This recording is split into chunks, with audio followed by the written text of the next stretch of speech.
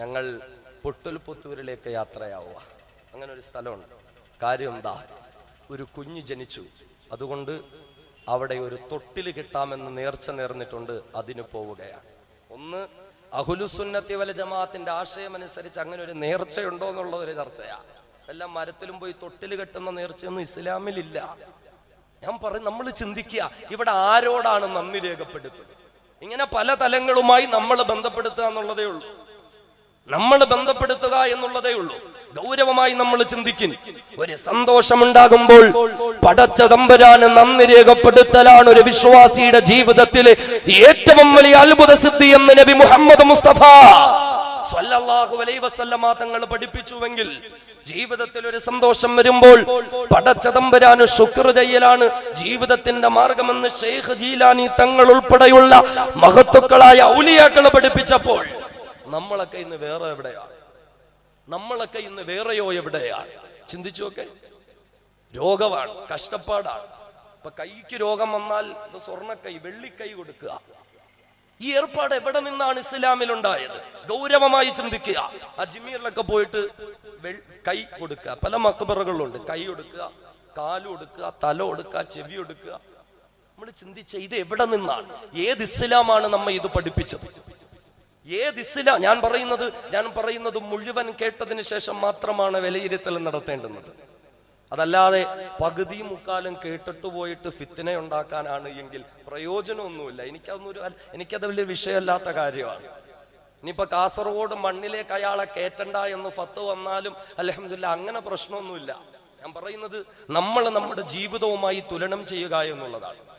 ഔലിയാക്കൾ പഠിപ്പിച്ചത് സന്തോഷമാകട്ടെ ദുഃഖമാകട്ടെ എന്തു വന്നാലും പടച്ചവനിലേക്ക് തിരിയുക. അതാണ് ഞാൻ പറഞ്ഞത്. ഔലിയാക്കളുടെ ഈമാനെ പറ്റി അധികം ആരും ചർച്ച ചെയ്യാത്തത് ഇതുകൊണ്ടാ. ആ ചർച്ച ചെയ്താൽ പിന്നെ ഞങ്ങൾക്ക് കിട്ടിക്കൊണ്ടിരുന്ന പല പൈസക്കെട്ടും ചിലപ്പോൾ നിന്നുപോകും. അതൊരു വലിയ വിഷയമാണ്. നാളിന്ന് വരെ കിട്ടിക്കൊണ്ടിരുന്ന ചിലപ്പോൾ പലതും നിന്നുപോകും. അതുകൊണ്ട് ഞാൻ ഉൾപ്പെടെയുള്ള പലരും ഔലിയാക്കളുടെ ഈമാൻ അധികം ചർച്ച ചെയ്യാൻ നിൽക്കൂല. കാരണം ശൈഖ് ജീലാനി തങ്ങൾ പറഞ്ഞു, എന്തു വന്നാലും അള്ളാഹിലേക്ക് തിരിയാ, അതൊക്കെ ഉമ്മത്തിനെ പറഞ്ഞു പഠിപ്പിച്ച കുഴയൂല്ലേ? ഞാൻ പറയുന്നത് ഇങ്ങനെ സത്യസന്ധമായി നമ്മൾ തിരിച്ചറിയണം ഔലിയാക്കളെ. സത്യസന്ധമായി അള്ളാഹു തൗഫീഖ് നൽകുമാറാകട്ടെ. സുൽത്താനുൽ ഔലിയ, ഔലിയാക്കളുടെ രാജകുമാരനാ ശൈഖ് ജീലാനി തങ്ങൾ. മഹാനുഭാവന്റെ വാക്കുകളാണ് ഞാൻ ഇവിടെ ഉദ്ധരിച്ചത്. അതുകൊണ്ട് ഗൗരവമായി നമ്മൾ ചിന്തിക്കുക. ജീവിതത്തിന്റെ അവസാന കാലഘട്ടത്തിൽ മഹാനുഭാവൻ തന്റെ പ്രിയപ്പെട്ട മകന് കൊടുത്ത ഉപദേശം നമ്മുടെ ജീവിതത്തിൽ ഉണ്ടാകട്ടെ. തഖ്വയെ മുറുകെ പിടിച്ച് നിർഭയത്വത്തോടുകൂടിയുള്ള ജീവിതം ശൈഖ് ജീലാനി തങ്ങൾ പഠിപ്പിച്ചു. എന്തു വന്നാലും പടച്ചവനിലേക്ക് വക്കിലിൽ ഹവായിജ ഇലല്ലാഹ്, എന്തു വന്നാലും അല്ലാഹുവിലേക്ക്. അല്ലാഹു അല്ലാത്തവരിൽ ജീവിച്ചവരാകട്ടെ മരിച്ചവരാകട്ടെ ഒരു പ്രതീക്ഷയും വെക്കാൻ പാടില്ല. ആവശ്യങ്ങൾ മുഴുവനും അല്ലാഹുവിലേക്ക് ഏൽപ്പിക്കുക. ഇത് മഹാനായ സുൽത്താനുൽ ഔലിയ ശൈഖ് അബ്ദുൽ ഖാദിറുൽ ജീലാനി. ശൈഖ് ജീലാനി തങ്ങളുടെ പേര് പറഞ്ഞിട്ടൊന്നും ഒരു ചലനവും ഇല്ലല്ലോ. നിങ്ങൾ വർഷാവർഷം മുഹീദ്ദീൻ റാത്തീബൊക്കെ നടത്തും എന്ന് പറഞ്ഞിട്ട് ജീലാനി തങ്ങളുടെ പേര് കേട്ടിട്ടൊരു അനക്കവും ഇല്ലല്ലോ. ഇത്രയും വലിയ സദസ്സിരുന്നിട്ട് ബഹുമാനനായ സുൽത്താനുൽ ഔലിയ ശൈഖ് അബ്ദുൽ ഖാദിറുൽ ജീലാനി ഖദ്ദസല്ലാഹു സിർറഹുൽ അസീസ് മഹാനവറുകൾ പഠിപ്പിച്ച ജീവിതമാണെങ്കിൽ പഠിക്കുവിൻ, ജീവിതത്തിൽ പകർത്തുവിൻ. അല്ലാഹു റബ്ബുൽ ഇസ്സത്ത് തൗഫീഖ് നൽകുമാറാകട്ടെ.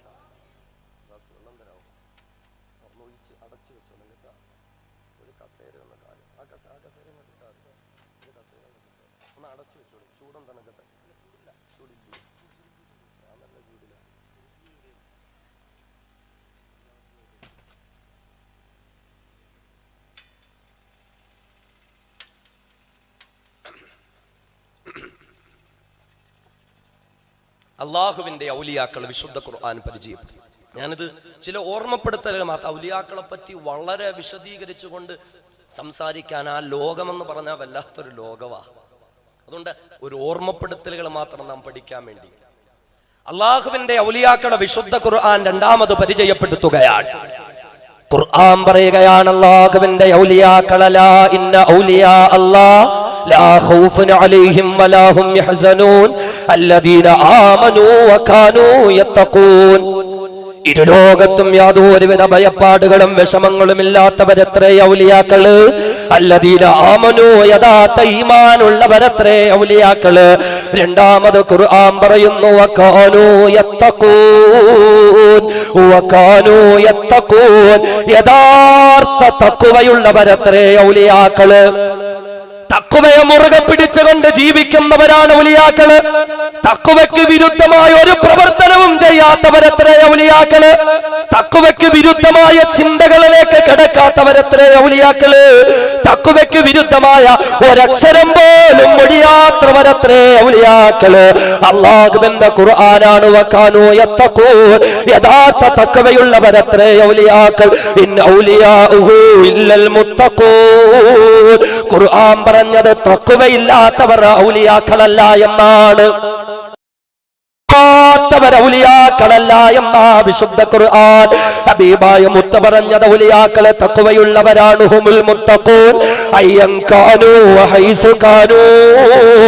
എവിടെയാകട്ടെ, എപ്പോഴാകട്ടെ, ഏത് നിമിഷത്തിലാകട്ടെ, പരസ്യത്തിലാകട്ടെ, രഹസ്യത്തിലാകട്ടെ, തഖ്വയെ മുറുകെ പിടിച്ചുകൊണ്ട് ജീവിക്കുന്നവരാണ് അല്ലാഹുവിന്റെ ഔലിയാക്കളെന്ന് മുഹമ്മദ് മുസ്തഫ സ്വല്ലല്ലാഹു അലൈഹി വസല്ലം. നമ്മളൊന്ന് ചിന്തിക്കണം. അല്ലാഹ് പറയുന്നു ഔലിയാക്കള് തഖ്വയുള്ളവരാണ്, തഖ്വയെ മുറുകെ പിടിക്കുന്നവരാണ്, തഖ്വയ്ക്ക് വിരുദ്ധമായ പ്രവർത്തനങ്ങളിലേക്ക് കടക്കാത്തവരാണ്. ഹബീബായ നബിയുനാ മുത്തോളി മുഹമ്മദ് മുസ്തഫ സ്വല്ലല്ലാഹു അലൈഹി വസല്ലമ തങ്ങൾ പറയുന്നു ഔലിയാക്കള് തഖ്വയുള്ളവരാണ്. എവിടെയായാലും എപ്പോഴായാലും തഖ്വയെ മുറുകെ പിടിച്ച് ജീവിക്കുന്നവരാണ്. ഇതും ഈ കാലഘട്ടത്തിൽ ഒരുപാട് തെറ്റിദ്ധരിപ്പിക്കപ്പെടാറുണ്ട്. നമ്മളൊന്ന് ചിന്തിച്ചു നോക്കെ, നിസ്കാരമില്ലാത്ത എത്ര ഔലിയാക്കളുണ്ട് ഇപ്പോ?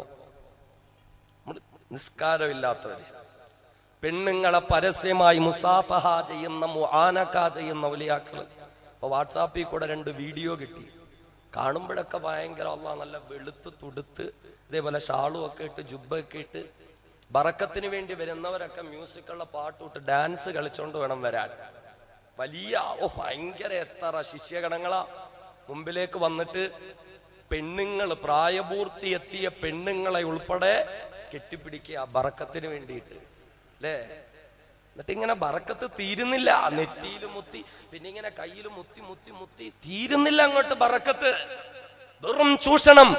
ഔലിയാഇന്റെ പേര് പറഞ്ഞുകൊണ്ട് ഹറാമുകളും തെറ്റുകളും ചെയ്തുകൊണ്ട് വിശ്വാസികളുടെ ഹൃദയത്തിലെ വിശ്വാസ ദൗർബല്യതയെ ചൂഷണം ചെയ്തുകൊണ്ട് സാമ്പത്തികമായ, ആത്മീയമായ, ഒരു വേള ലൈംഗികമായ ചൂഷണം പോലും നടത്താൻ ഇവർക്ക് മടിയില്ല എന്നുള്ളതാണ്. ലൈംഗിക ചൂഷണത്തിന് പോലും എത്ര കള്ളത്തങ്ങന്മാരും ഔലിയാക്കളും പിടിക്കപ്പെടുന്നു.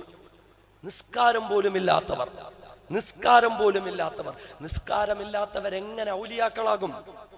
നിസ്കാരമില്ലാത്തവരെങ്ങനെ ഔലിയാക്കളാകും? ഹബീബായ റസൂല് പോലും ഔലിയാക്കളെ പരിചയപ്പെടുത്തിയത് ഹുമുൽ മുസല്ലൂൻ, കൃത്യനിസ്കാരമുള്ളവരായിരിക്കും ഔലിയാക്കളെന്നാ. ബാങ്ക് വിളിച്ചാ പിന്നെ അവള് മുരീദന്മാരായിട്ട് കറങ്ങി കിടക്കൂല. കൃത്യമായ നിസ്കാരം ഉണ്ടാവും, കൃത്യമായ നിസ്കാരം ഉണ്ടാവും. നിസ്കരിക്കാത്തവരൊക്കെ കള്ള ഔലിയാക്കളാണെന്ന് തിരിച്ചറിഞ്ഞോളി. അങ്ങനൊരു സ്ഥാനമൊന്നും അള്ളാഹ് കൊടുത്തിട്ടില്ല. ഇപ്പൊ ഉയർന്നു അള്ളാഹുമായി അടുത്തു കഴിഞ്ഞാൽ പിന്നെ നിസ്കരിക്കണ്ട.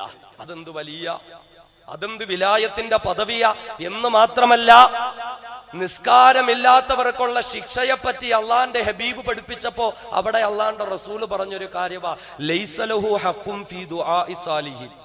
കൃത്യമായ നിസ്കാരമില്ലാത്തവർക്ക് സാലിഹീങ്ങളുടെ ദുആയിൽ പോലും പങ്കുണ്ടാവൂല.